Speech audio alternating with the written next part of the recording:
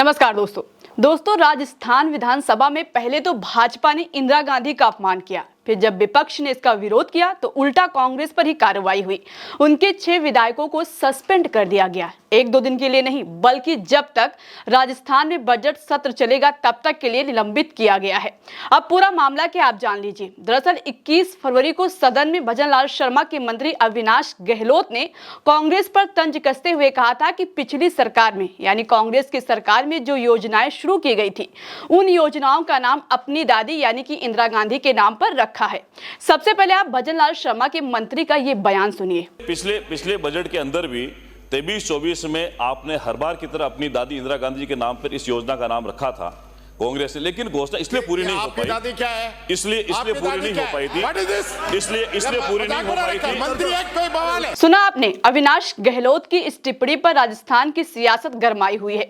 इस पर विपक्ष का कहना है कि दादी बोलना गलत नहीं है, मगर अविनाश गहलोत ने जिस लहजे में बोला है उसमें तंज झलक रहा था।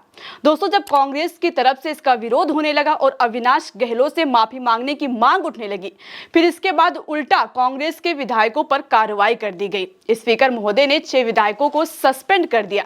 इसमें गोविंद सिंह डोटसरा, रामकेश मीणा, अमीन कागजी, जाकिर हुसैन, हाकिम अली और संजय कुमार को पूरे बजट सत्र के लिए सस्पेंड कर दिया गया। इसके बाद बवाल और बढ़ गया। कांग्रेस के सभी विधायक विधानसभा में ही धरने पर बैठ गए। विवाद इतना बढ़ गया कि सदन की वेल में बिछौना लगा और विपक्ष को अपनी पूरी रात वहीं काटनी पड़ी। विपक्ष अब 2 मांग पर अड़ा हुआ है। पहला, अविनाश गहलोत माफी मांगे। दूसरा, जो निलंबन की कार्रवाई हुई है उसे वापस लिया जाए। दोस्तों, इंदिरा गांधी पर टिप्पणी का मामला अब सिर्फ सदन तक नहीं है बल्कि सड़क तक भूचाल मचा हुआ है। जगह जगह भाजपा के खिलाफ विरोध प्रदर्शन हो रहा है। विपक्ष का कहना है कि क्या हम सदन में गाली खाने आते हैं? सत्ता पक्ष हमारा अपमान करती है। पूर्व प्रधानमंत्री इंदिरा गांधी जो देश के लिए शहीद हो गई, जिन्होंने पाकिस्तान के 2 टुकड़े कर दिए, उनका भाजपा सम्मान देने के बजाय अपमान कर रही है। विपक्ष के नेता टीकाराम जूली ने कहा कि दादी होना गर्व की बात है, लेकिन भाजपा ने तंज भरे लहजे में उनका अपमान किया है, जिसको हम किसी भी कीमत पर सहेंगे नहीं। अविनाश गहलोत को माफी मांगनी पड़ेगी। प्रधानमंत्री जी के लिए कहा कि आपकी दादी हमारी दादी है। मैं कह रहा हूँ हमारी दादी है। इनके क्या पेट में दर्द है? जिस प्रकार से शब्दों का उपयोग करते हैं गलत है। वो देश की सम्मानीय पूर्व प्रधानमंत्री है जो देश के लिए कुर्बान होगी, पंजाब को आतंकवाद मुक्त कराने के लिए शहीद होगी।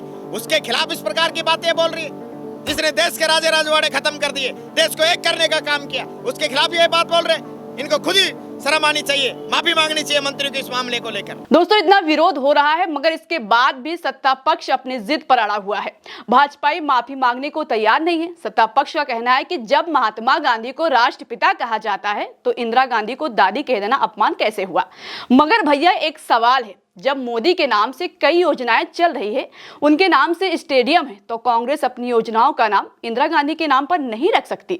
दोस्तों, इस पर आपकी क्या राय है? हमें जरूर बताइएगा। अब ऐसे में देखने वाली बात ये होगी कि जगह जगह जब इतना विरोध हो रहा है तो सत्ता पक्ष विपक्ष की मांग के आगे झुकेगा या नहीं, और अविनाश गहलोत माफी मांगेंगे या नहीं। फिलहाल जैसे इस मामले पर कोई अपडेट सामने आएगी हम आप तक जरूर पहुंचाएंगे। अभी के लिए मुझे दीजिए इजाजत। ये खबर आप मेरे साथ उल्टा चश्मा यूसी पर देख रहे थे। मेरा नाम शिवानी पांडे। नमस्कार।